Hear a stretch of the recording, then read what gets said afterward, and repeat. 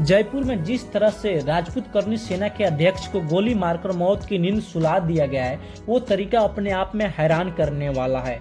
हत्या की इस वारदात को लेकर कई सवाल खड़े हो रहे हैं, क्योंकि इस सिलसिले में अब तक पुलिस को जो भी खुलासा है वो किसी के गले नहीं उतर रहा है। इसकी वजह यह है कि जिस शख्स पर हत्या की साजिश रचने का इल्जाम पुलिस ने लगाया है वो तो खुद भी मारा गया है, और जिन्होंने हत्या की है वो फरार है। करनी सेना के लीडर सुखदेव सिंह गोगा मेंडी एक 2 सप्ताह से डेली व्हाट्सएप कॉल आता था कि आप करनी सेना को छोड़ो, नहीं तो आपको जान से मार दिया जाएगा। लेकिन सुखदेव सिंह गोगा मेरी इन सब बातों पर ज्यादा ध्यान नहीं देते थे, लेकिन जब लगातार धमकियां मिलने लगी तो उनको लगा कि अब जान की खतरा हो सकता है।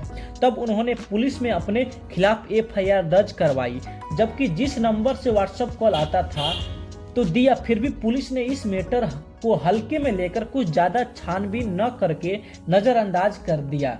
अगर पुलिस इस मैटर में ज्यादा सीरियस होकर काम की हुई तो शायद आज जो घटना घटा है वो शायद घटना नहीं घटा होता, और आज हमारे बीच करनी सेना के लीडर सुखदेव सिंह गोगा मेरी हमारे बीच होते। घटना को अंजाम तब दिया जाता है क्योंकि उनके पास जाने के लिए उनके किसी नज़दीकी को अपने साथ लेना पड़ेगा।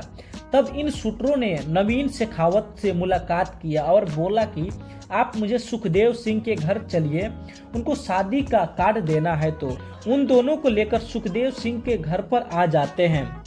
जब गार्ड ने उनको देखते, नवीन शेखावत हमेशा आते जाते रहते थे, इसलिए गार्ड ने उनको नहीं रोका और जाने दिया और उनके दोनों को भी आने दिया।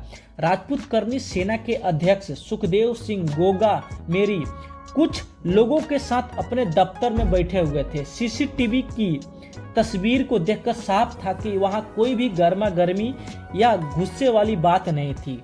कमरे में सामने की तरफ सुखदेव गोगा मेरी बैठे हुए हैं और मोबाइल देख रहे हैं। उनके सीधे हाथ की तरफ से एक शख्स बैठा है जो नवीन शेखावत बताया जा रहा है। नवीन और सुखदेव के बीच बातचीत चल रहा था और बगल में गार्ड भी खड़ा था। नवीन ने इस दौरान सुखदेव को अपना फोन दिखाता है और 2 लोगों गोगा मेरी के ठीक सामने बैठे हैं। तब दोनों ने खड़ा होकर सुखदेव सिंह के ऊपर धनाधून गोलियां चलाने लगा, जबकि दूसरे ने गार्ड के ऊपर गोलियां चलाया और गार्ड को भी घायल कर देते हैं। जब बाहर गार्ड लोग जो तैनात था, गोलियां की आवाज सुनकर बंदूक छोड़कर भाग जाता है सब। उसके बाद दोनों जिस स्कॉर्पियो से आया था उससे लेकर नहीं जाता है और आगे जाने के बाद एक व्यक्ति स्कूटी लेकर आता है तो स्कूटी वाले को भी गोली मार देता है और स्कूटी लेकर भाग जाता है सब। इस घटना को पूरे जयपुर में फैल जाती है और तेजी से सोशल मीडिया पर पूरे भारत में फैल जाती है तथा सुखदेव सिंह को हॉस्पिटल लेकर जाया जाता है और डॉक्टर देखने के बाद बोलता है कि देर हो चुकी है, हम इन्हें बचा नहीं सके, उनको मरना था, उनकी हत्या होनी थी। उसके बाद हर किसी के मन में एक ही सवाल था कि आखिरकार यह मामला था कौन सी, आखिर इनको क्यों मारा गया, किसने मारा। सबके मन में बस यही सवाल चल रहा था। उसके बाद पूरे राजस्थान में हर एक जिले में काफी लोग रोड पर उतरते हैं और सभी की एक ही मांग होती है कि जो कातिल जल्द से जल्द उसे पकड़ा जाए और तुरंत सजा दिया जाए। सबके मन में एक सवाल आ रहा है कि आखिरकार ये सुखदेव सिंह गोगा मेरी कौन थे, कहाँ के रहने वाले थे। मैं थोड़ा इनके बारे में बताते चलता हूँ।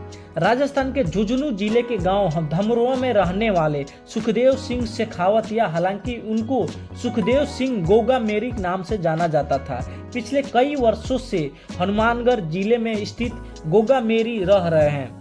सुखदेव सिंह गोगा मेरी करनी सेना के अध्यक्ष थे और उन्होंने इस संगठन में सक्रिय भूमिका निभाई। 2013 में उन्होंने करनी सेना से जुड़े थे और उनके नेतृत्व में यह संगठन बहुत सक्रिय हो गया था। उनके राजनीतिक कैरियर में कई मुश्किलें आई, लेकिन उन्होंने उन्हें पार किया। एक समय पर उन पर एक महिला के बलात्कार के आरोप लगे थे, लेकिन जब जांच की गई तो यह आरोप झूठे साबित हुए और वो बरी हो गए।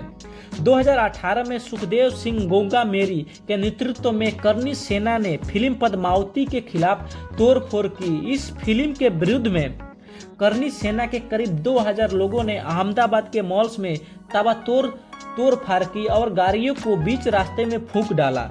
अब ये जो नाम के सुखदेव सिंह गोगा मेरी, अब ये नाम उनके गांव, जिले तथा राजस्थान प्रदेश तक सीमित नहीं था, बल्कि ये नाम पूरे भारत का जाना पहचाना नाम बन जाता है। ऐसा नाम जिसको हर कोई जानता था और पहचानता था। कभी इनको पाकिस्तान से कॉल आता था कि इस करनी सेना को बंद कर दो, नहीं तो जान से मार दिए जाओगे। तो कभी गैंगस्टर लॉरेंस बिश्नोई गैंग से धमकियां मिलती थी, तुम्हें मार दिए जाओगे।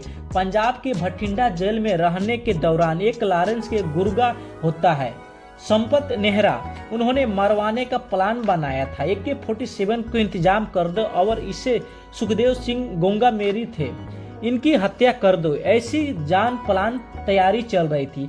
पंजाब पुलिस को इनपुट मिलने के बाद वो 14 फरवरी 2023 को राजस्थान ATG को एक पत्र लिखते हैं, आपके यहाँ पर सुखदेव सिंह है, इनकी जान की खतरा है इनको लेकर। लेकिन ATG ने इस मामला को गंभीर से नहीं लिया और लगातार धमकियां मिलती रही।